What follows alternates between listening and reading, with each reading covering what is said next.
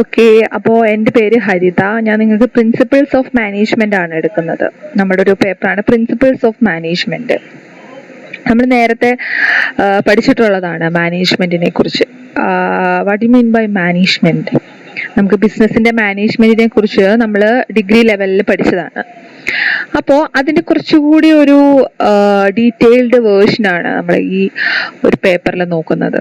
അതായത് ഫസ്റ്റ് നമ്മുടെ യൂണിറ്റിൽ ഡെവലപ്മെന്റ് ഓഫ് മാനേജ്മെന്റ് തോട്ട്, അതായത് നമ്മൾ പഠിച്ചിട്ടുണ്ട് മാനേജ്മെന്റിന്റെ functions, planning, organising, controlling, directing, staffing. ഇതൊക്കെ നമ്മൾ പഠിച്ചിട്ടുള്ളതാണ്. മാനേജ്മെന്റിന്റെ ഫങ്ഷൻസും നമ്മുടെ FW ടൈലർ അതിനെ പറ്റിയൊക്കെ നമ്മൾ പഠിച്ചതാണ്. Father of scientific management. ഇത്തരം കാര്യങ്ങളൊക്കെ നമ്മൾ ഒന്നുകൂടി ഡീറ്റെയിൽഡ് ആയിട്ട് കുറച്ചുകൂടി ഒരു ഡെപ്തില് നമ്മൾ പഠിക്കുന്നു ഇതില്, ഈ ഒരു നിങ്ങളുടെ പേപ്പറിൽ. അപ്പോൾ ഫസ്റ്റ് നമ്മുടെ ചാപ്റ്റർ ഡെവലപ്മെന്റ് ഓഫ് മാനേജ്മെന്റ് തോട്ടാണ്. അപ്പോൾ ഈ ഒരു ചാപ്റ്ററിൽ എന്ന് പറയുന്നത് നമ്മൾ പോകുന്നത് പഴയ ആ ഒരു മാനേജ്മെന്റ് തോട്ട്, അതിന്റെ ഒരു ഡെവലപ്മെന്റ് തൊട്ടാണ്. അതായത് പണ്ട് ഇതിന്റെ ഫസ്റ്റ് നമ്മുടെ അതിന്റെ സയന്റിഫിക് മാനേജ്മെന്റിന്റെ ഫാദർ, അതായത് FW ടൈലർ, അദ്ദേഹത്തിന്റെ മനസ്സിൽ ആ ഒരു തോട്ട് വന്നത് എങ്ങനെയാണ്, അവർ first management procedures and process ഒക്കെ എങ്ങനെയാണ് അവർ ഇൻട്രൊഡ്യൂസ് ചെയ്തത്, അതെങ്ങനെയാണ് അത് എഫക്റ്റീവ് ആയത്, അവരിതിന്റെ ഫങ്ഷൻസ്, ഇമ്പോർട്ടൻസ്, ഇത്തരം കാര്യങ്ങളിലേക്കൊക്കെ എങ്ങനെയാണ് എത്തിയത്, ഇത്തരത്തിലുള്ള കാര്യങ്ങളൊക്കെയാണ് നമ്മൾ അപ്പൊ ഈ ചാപ്റ്ററിൽ ഫസ്റ്റ് ചാപ്റ്റർ നമ്മുടെ ഫസ്റ്റ് ലെസൺ ആണ് ഇതിൽ നമ്മൾ ഡിസ്കസ് ചെയ്യാൻ പോകുന്നത്. അപ്പൊ ഇതിൽ നിങ്ങൾക്ക് കുറച്ച് ബോറിംഗ് ആയിട്ട് തോന്നാം. കാരണം നമ്മളിതിൽ ഇമ്പോർട്ടൻസും ഫീച്ചേഴ്സും ക്യാരക്ടറിസ്റ്റിക്സ് ഒന്നും അല്ല നോക്കുന്നത്. നമ്മൾ എന്താ ജസ്റ്റ് ഓരോ ഇത് ഇൻട്രൊഡ്യൂസ് ചെയ്ത ഓരോ ഇതിന്റെ ആൾക്കാരുണ്ട്, അവരുടെ ആ ഒരു മൈൻഡിൽ വന്ന തോട്ട്, അതിന്റെ സ്റ്റാർട്ടിങ് തൊട്ട് നമ്മൾ ഇതിൽ നോക്കുന്നത്. അതായത് ഫസ്റ്റ് മാനേജ്മെന്റ് തോട്ട് സ്റ്റാർട്ട് ചെയ്ത അവിടെ തൊട്ടാണ് നമ്മൾ നോക്കുന്നത്. അപ്പൊ അവരെ എങ്ങനെയാണ് അതിലേക്ക് എത്തിയത്, ആ മാനേജ്മെന്റ് എന്നുള്ള ആ ഒരു ടേമിലേക്ക് അവരെങ്ങനെ എത്തി, അതൊക്കെയാണ് നമ്മൾ നോക്കുന്നത്. അപ്പൊ ശരിക്കും ഇത് കുറച്ച് ഇതുപോലെ ഇങ്ങനെ ഡീറ്റെയിൽഡ് ആയിട്ട് ഞാൻ ഇങ്ങനെ പറഞ്ഞുകൊണ്ടിരിക്കുമ്പോൾ നിങ്ങൾക്ക് കുറച്ച് ബോറായിട്ട് തോന്നാം. So better you can study well. Okay, നിങ്ങൾക്ക് വായിച്ചു നോക്കിക്കഴിഞ്ഞാൽ നിങ്ങൾക്ക് ഒരു ഐഡിയ കിട്ടും. സോ നിങ്ങൾക്ക് എന്താണ് സ്വന്തമായിട്ട് വേർഡ്സ് ഡെവലപ്പ് ചെയ്ത് എഴുതാൻ പറ്റിയ ഒരു ചാപ്റ്റർ ആണ്. അപ്പൊ നിങ്ങളിത് വായിക്കണം. ജസ്റ്റ് ഇങ്ങനെ ഞാൻ പറഞ്ഞു തരും, അതിന്റെ കാര്യം എന്താണെന്ന് മനസ്സിലാക്കിയിരിക്കണം. ഓക്കെ, അപ്പൊ ഈ ചാപ്റ്ററിൽ ഫസ്റ്റ് നമ്മുടെ ഒബ്ജക്റ്റീവ്സ്, അതായത് നമ്മൾ പഠിക്കാൻ പോകുന്ന കാര്യങ്ങൾ, gain insights into the historical perspective of management. ഈ മാനേജ്മെന്റിന്റെ ഒരു ഹിസ്റ്റോറിക്കൽ പേഴ്സ്പെക്റ്റീവിലേക്ക് നമ്മൾ ഇറങ്ങി ചെല്ലുകയാണ്. എവിടെയാണ് ഇത് സ്റ്റാർട്ട് ചെയ്തത്, എവിടെ നിന്നാണ് ഇത് സ്റ്റാർട്ട് ചെയ്തത്, ഇത്തരം കാര്യങ്ങളിലേക്കൊക്കെ നമ്മൾ ഇറങ്ങി ചെല്ലുകയാണ്. Appraise the major contributions to the management thought. അതായത് ഈ മാനേജ്മെന്റ് തോട്ടിലേക്കുള്ള മേജർ കോൺട്രിബ്യൂഷൻസ് എന്തൊക്കെയായിരുന്നു. Analyze the trends that have taken place in the evolution of management thought over the years. അതായത് ആ മാനേജ്മെന്റ് തോട്ട് ആ വന്ന വർഷത്തിൽ നിന്ന് വരും വർഷങ്ങളിൽ ഉണ്ടായ ഒരു ട്രെൻഡ്, അതായത് ആ മാനേജ്മെന്റിന്റെ ആ ഒരു ട്രെൻഡ് അതെങ്ങനെയാണ് നമ്മൾ അനലൈസ് ചെയ്യുന്നത് എന്നുള്ള ഒരു കാര്യവും നമ്മൾ മനസ്സിലാക്കണം. അപ്പൊ ഞാൻ പറഞ്ഞു ഈ ഒരു ചാപ്റ്റർ കുറച്ച് ബോറിംഗ് ആണ്. കാരണം എന്താണെന്ന് വെച്ച് കഴിഞ്ഞാൽ ആ ഒരു ട്രെൻഡ് അപ്പൊ പഴയ കാലത്തിൽ നിന്ന് ഇപ്പോഴത്തേക്ക് മാറുമ്പോൾ ആ മാനേജ്മെന്റ് പ്രോസസ്സിൽ വരുന്ന ചേഞ്ചസ്, ഇത്തരം കാര്യങ്ങളൊക്കെയാണ് നമ്മൾ നോക്കുന്നത്. പിന്നീട് വരുന്ന ചാപ്റ്റേഴ്സ് കുഴപ്പമില്ല, നമ്മൾ മാനേജ്മെന്റിന്റെ ആ ഒരു ഇതിലേക്ക് എത്തിക്കഴിഞ്ഞാല് പിന്നെ പ്രശ്നമില്ല. അപ്പൊ ഇതിന്റെ ഫസ്റ്റ് ഈ ഡെവലപ്മെന്റ് ഓഫ് മാനേജ്മെന്റ് തോട്ട് എന്ന് പറയുന്ന ഒരു ചാപ്റ്റർ നിങ്ങളൊരു ജസ്റ്റ് ഒരു ഇൻട്രൊഡക്ഷൻ ആയിട്ട് കണ്ടാൽ മതി. നമ്മൾ മാനേജ്മെന്റിന്റെ ആ ഒരു പോസ്റ്റ്മോർട്ടം ലെവലിലാണ് പഠിക്കുന്നത്. മാനേജ്മെന്റിന്റെ ഫുൾ ഡെപ്ത് ആയിട്ടുള്ള കാര്യങ്ങൾ എല്ലാം അരിച്ചു പറക്കിയാ പഠിക്കുന്നത്. അപ്പൊ അതിന്റെ ഫസ്റ്റ് ലെസൺ ആയിട്ട് കണ്ടാൽ മതി ഇത്. Okay, scientific management era. Frederick Winslow Taylor നിങ്ങൾ പഠിച്ചിട്ടുണ്ടാവും. FW ടൈലർ എന്ന് നമ്മൾ വിളിക്കും. ആരാണ്? Father of scientific management, FW Taylor. അദ്ദേഹത്തിന്റെ ആ ഒരു മാനേജ്മെന്റ് അദ്ദേഹം ഇൻട്രൊഡ്യൂസ് ചെയ്ത ആ ഒരു ഇത് പറയുന്നതാണ്. Frederick Winslow Taylor should be ever remembered for his contribution to the management movement. In an effort to address several organizational problems, Taylor developed the body of knowledge what is now called scientific management. അദ്ദേഹമാണ് എന്ത് scientific management എന്നുള്ള thought അത് develop ചെയ്ത് നമ്മുടെ business ഇപ്പോഴത്തെ ബിസിനസ്സിലേക്ക് introduce ചെയ്തത്. So അതുകൊണ്ട് അദ്ദേഹത്തെ എന്താ വിളിക്കുന്നത്? ഫാദർ ഓഫ് സയന്റിഫിക് മാനേജ്മെന്റ് എന്നാണ് അദ്ദേഹത്തെ വിളിക്കുന്നത്. Taylor developed the body of knowledge. ആ ഒരു ബോഡി ഓഫ് സയന്റിഫിക് മാനേജ്മെന്റിന്റെ ആ ബോഡി ഓഫ് നോളജ് ആണ് അദ്ദേഹം ഇൻട്രൊഡ്യൂസ് ചെയ്തത്. Taylor investigated the effective use of human beings at the shop floor level in the industrial organization. He defined managing as the art of knowing exactly what you want men to do and then seeing that they do it in the best and cheapest way.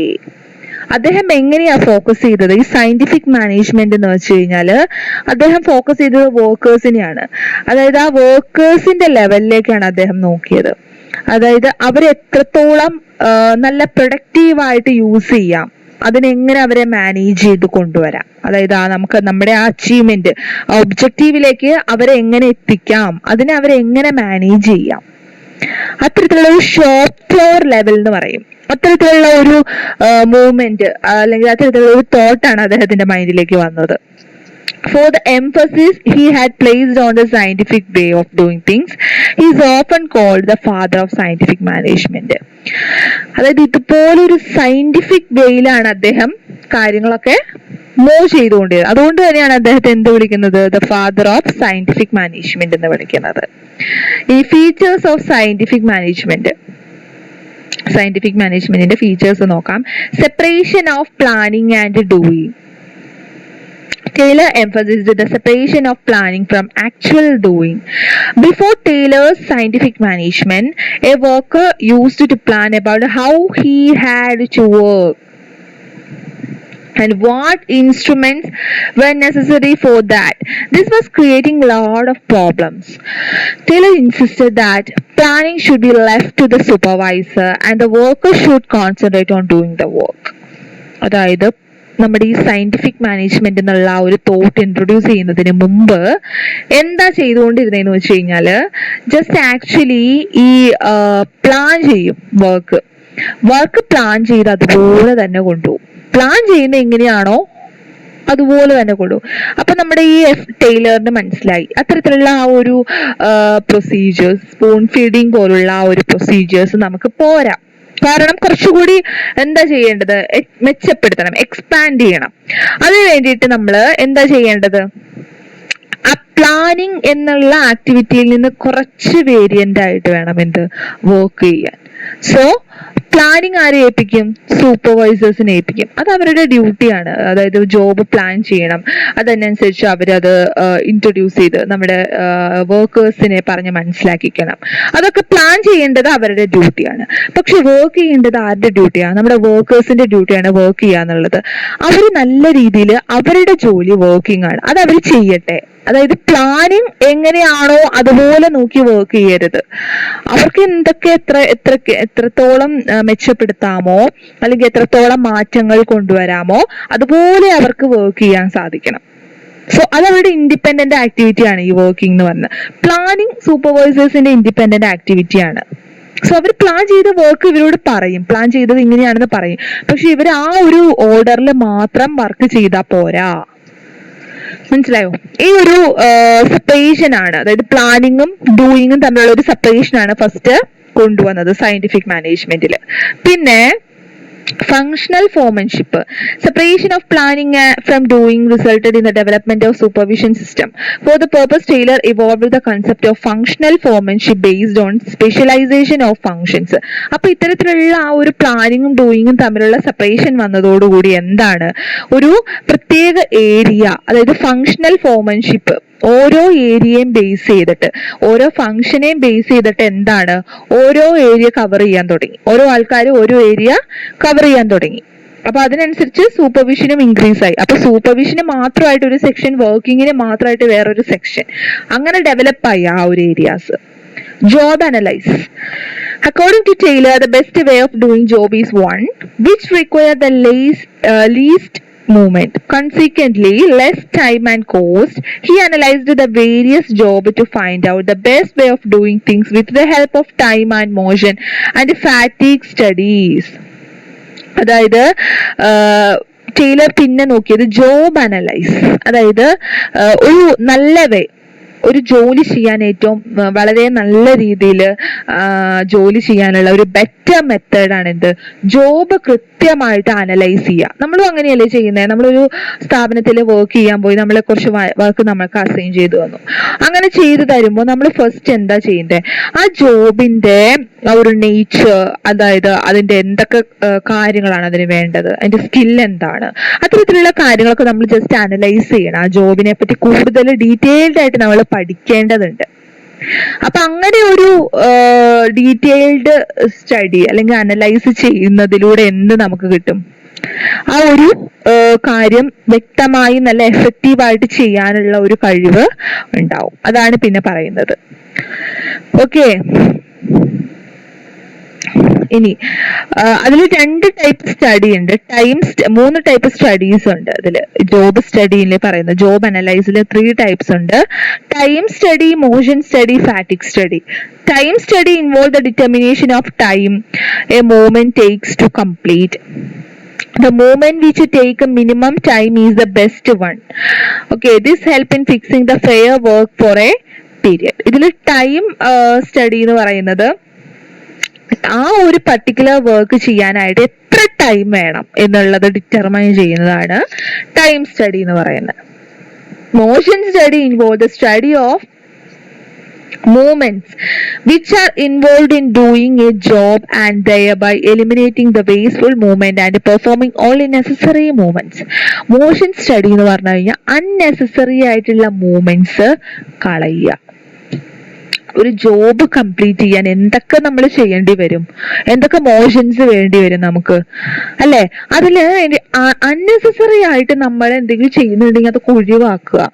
എന്തൊക്കെ വേണം, better നമ്മൾ നല്ല രീതിയിൽ നമുക്ക് ആവശ്യമുള്ള productive ആയിട്ടുള്ള കാര്യങ്ങൾ മാത്രം നമ്മൾ ചെയ്താൽ മതി. അപ്പൊ അൺനെസസറി ആയിട്ടുള്ളതൊക്കെ ഒഴിവാക്കുക. അതാണ് മോഷൻ സ്റ്റഡി എന്ന് പറയുന്നത്. Then fatigue studies show the amount and the frequency of rest required in completing the work. Thus, job analysis is given by Taylor suggests the fair amount of days work requiring certain movements and rest period to complete it. ഫാറ്റിക് study എന്ന് പറഞ്ഞാൽ എത്ര rest വേണം, അതായത് എത്ര rest ആ ഒരു work complete ചെയ്യാനായിട്ട് നമ്മൾ എത്ര പ്രാവശ്യം റെസ്റ്റ് എടുക്കുന്നു എന്നുള്ളതാണ് ഫാറ്റിക് സ്റ്റഡിയിൽ നമ്മൾ അനലൈസ് ചെയ്യുന്നത്. ഓക്കെ, അപ്പൊ ഈ 3ഉം അനലൈസ് ചെയ്തതാണ് ഇത് ജോബ് അനലൈസിസ് എന്ന് പറയുന്നത്. അത് വ്യക്തമായിട്ട് ചെയ്താൽ നമുക്ക് എന്താണ്, നല്ല രീതിയിൽ കാര്യങ്ങളൊക്കെ മുന്നോട്ട് കൊണ്ടുപോകാൻ സാധിക്കും. ദെൻ നെക്സ്റ്റ് ഫീച്ചേഴ്സ് ആണ് standardisation. Instruments and tools, period of work, amount of work, working conditions and cost of production have to be standardised on the basis of job analyse and various element of cost that go into the job. Standardisation എന്ന് പറയുന്നത് എന്തിലൊക്കെയാണ് standardisation വന്നിട്ടുള്ളത്? Instruments and tools, period of work, amount of work, working condition, cost of production. മനസ്സിലായോ? നമ്മൾ ഈ job analyse ചെയ്യുന്നതിലൂടെ ഇത്തരത്തിലുള്ള കാര്യങ്ങൾക്കൊക്കെ ചേഞ്ച് വരും, സ്റ്റാൻഡർഡൈസേഷൻ വരും. അതായത് ഓരോ tools, equipments, work, development of work, working conditions, ഇതിലൊക്കെ എന്താണ് ഓരോ ചേഞ്ചസ്, സ്റ്റാൻഡർഡൈസേഷൻ കൊണ്ടുവരാൻ സാധിക്കും. മനസ്സിലായോ? Scientific selection and training of workers. Taylor suggested that the workers should be selected on a scientific basis, taking into account their education, work experience, aptitude, physical strength, etc. Workers should be given work for which he is physically and technically most suitable. Apart from selection, proper emphasis should be laid on the training of workers to make them efficient and effective. അതായത് ഒരു വർക്കറിന് എപ്പോഴും എന്താണ്, അവർക്ക് ചെയ്യാൻ capable ആയിട്ടുള്ള വർക്കേ കൊടുക്കാവുള്ളൂ. അവർ അതിന് able ആയിരിക്കണം, അവർക്ക് അതിനുള്ള എബിലിറ്റി ഉണ്ടാവണം, സ്കിൽ ഉണ്ടായിരിക്കണം. സോ അവർക്ക് എടുത്താ പൊങ്ങാത്ത വർക്ക് കൊടുത്തിട്ട് വല്ല കാര്യമുണ്ടോ? ഇല്ല. അപ്പൊ അവർക്ക് ചെയ്യാൻ കഴിവുള്ള വർക്ക്, മോസ്റ്റ് സ്യൂട്ടബിൾ ആയിട്ടുള്ള, ചില വർക്കിൽ മാത്രം സ്പെഷ്യലൈസ് ചെയ്തിട്ടുണ്ടാവും. അപ്പൊ അത്തരത്തിലുള്ള വർക്ക് അതുപോലുള്ള വ്യക്തികൾക്ക് കൊടുക്കുക. അതിലൂടെ എന്താണ്, അവർ ആ ജോലി നല്ല മികച്ച രീതിയിൽ ചെയ്തു കാണിക്കും. ഓക്കെ, അപ്പൊ അത്തരത്തിലുള്ള കാര്യങ്ങൾ ശ്രദ്ധിക്കുക. Financial incentives. Taylor introduced the financial incentive to motivate workers to put in their maximum effort. He applied the concept of differential piece rate system. According to this scheme, workers who complete the normal work get wages at a higher rate per piece, and one who doesn't complete get at a lower rate. To make the differential piece rate system, he has suggested that wages should be based on individual performance. Financial incentives. അതായത് അതിൽ വന്ന ഒരു മാറ്റം എന്ന് പറയുന്നത് piece വർക്കായിട്ട് മാറി ഈ work. കാരണം ഇവർ ചെയ്യുന്ന ജോലിയുടെ ആ ഒരു ക്വാണ്ടിറ്റി അനുസരിച്ച് ഇവർക്ക് ക്വാണ്ടിറ്റിയും ക്വാളിറ്റി അനുസരിച്ച് ഇവർക്ക് വേജ് കൊടുക്കാൻ തുടങ്ങി. നേരത്തെ ഒരേ പൊസിഷനിലുള്ള ആളുകൾക്ക് സെയിം വേജ് ആയിരുന്നു, പക്ഷേ ഇവിടെ മാറ്റം കൊണ്ടുവന്നത് അതിലാണ്. എന്താ ചെയ്തത്, അവര് വർക്ക് ചെയ്യുന്നതനുസരിച്ച് അവർക്ക് എത്ര ക്വാണ്ടിറ്റി ഉണ്ടാക്കി എന്നുള്ളതനുസരിച്ച് അവർക്ക് വേജസിലെ മാറ്റം വരുത്തുക. അതായത് ഇൻഡിവിജ്വൽ പെർഫോമൻസ് അനുസരിച്ച് അവർക്ക് വേജ് കൊടുക്കുക എന്നുള്ള ഒരു ഇത് ആണ് ഫിനാൻഷ്യൽ ഇൻസെന്റീവ്സ് എന്ന് പറയുന്നത്. Economy. By applying scientific management, not only scientific and technical aspects should be considered, but adequate consideration should be given to economy and profit. For this purpose, technique of cost estimate and control should be adopted. The economy and profit can be achieved by making the resources more productive as well as by eliminating the wastages. Economy, നമ്മൾ ഒരു business മുന്നോട്ട് കൊണ്ടുപോകുമ്പോൾ അതിനോടൊപ്പം തന്നെ അതിന്റെ economy, അതിന്റെ എൻവയോൺമെന്റും നമ്മുടെ സറൗണ്ടിങ്സും നല്ല രീതിയിൽ മുന്നോട്ട് കൊണ്ടുപോകാൻ ശ്രദ്ധിക്കുക.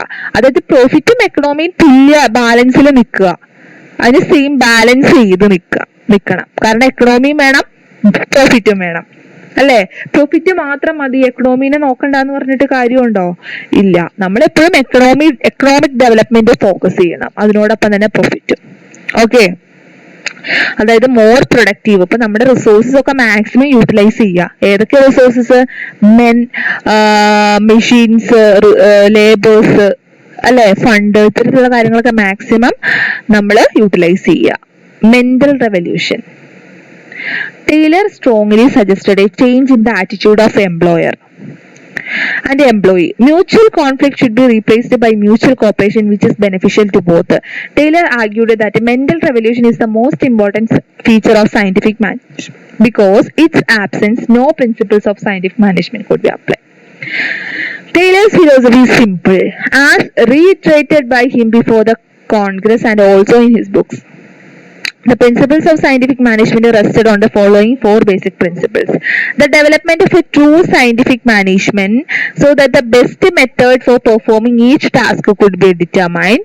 The scientific selection of workers so that each worker should be given responsibility for the task for which he or she was best suited. Scientific education and the development of the worker. Intimate friendly cooperation between management and labor. Okay. Mental revolution, main ആയിട്ടുള്ള ഒരു point ആണ് mental revolution. Taylor പറയുന്നത് scientific മാനേജ്മെന്റിന്റെ ഫീച്ചേഴ്സിലെ ഏറ്റവും important mental revolution എന്നാണ്. കാരണം mental revolution എന്ന് പറഞ്ഞു കഴിഞ്ഞാൽ നമ്മുടെ മൈൻഡും കൂടി എന്താണ്, കോപ്പറേറ്റഡ് ആവണം. അതായത് നമുക്ക് ഇതിനോട് ഒട്ടും താല്പര്യമില്ല, ഇത്തരത്തിലുള്ള ചേഞ്ചസിനോട് നമുക്ക് ഒട്ടും താല്പര്യമില്ലെങ്കിൽ എന്ത് സംഭവിക്കും? നമുക്ക് ആ വർക്കിനോടുള്ള ഇൻട്രസ്റ്റ് കുറയും, നമ്മൾ വർക്ക് ചെയ്യുന്നത് കുറയും. അത് മതിയോ? പോരാ. എന്ത് വേണം? നമുക്ക് അതിനോടൊരു ഇൻട്രസ്റ്റ് വേണം, നമ്മൾക്ക് ആ വർക്ക് ചെയ്യാൻ വേണ്ടിയിട്ട് ഒരു ഇൻട്രസ്റ്റ് വേണം. എന്നാൽ മാത്രമേ നമ്മൾ ചെയ്യുന്ന കാര്യം ബെറ്റർ ആയിട്ട് ചെയ്യാൻ സാധിക്കുള്ളൂ. സോ മെന്റൽ റെവല്യൂഷൻ ഇമ്പോർട്ടന്റ് ആണ്. ഓക്കെ, പിന്നെ വരുന്നത് അതാണ് സയന്റിഫിക് മാനേജ്മെന്റ്. നിങ്ങൾക്ക് മനസ്സിലായി എന്ന് വിചാരിക്കുന്നു. സയന്റിഫിക് മാനേജ്മെന്റ്, അതിന്റെ ഫീച്ചേഴ്സ് നമ്മൾ നോക്കി. FW ടൈലർ ഇൻട്രൊഡ്യൂസ് ചെയ്ത സയന്റിഫിക് മാനേജ്മെന്റ്. ഓക്കെ, അതിന്റെ ഫീച്ചേഴ്സ് ഇമ്പോർട്ടന്റ് ആണ്, അത് പഠിക്കണം. ദെൻ ഹെൻറി ഫയോളിലേക്ക് വരികയാണ്. ഓക്കെ,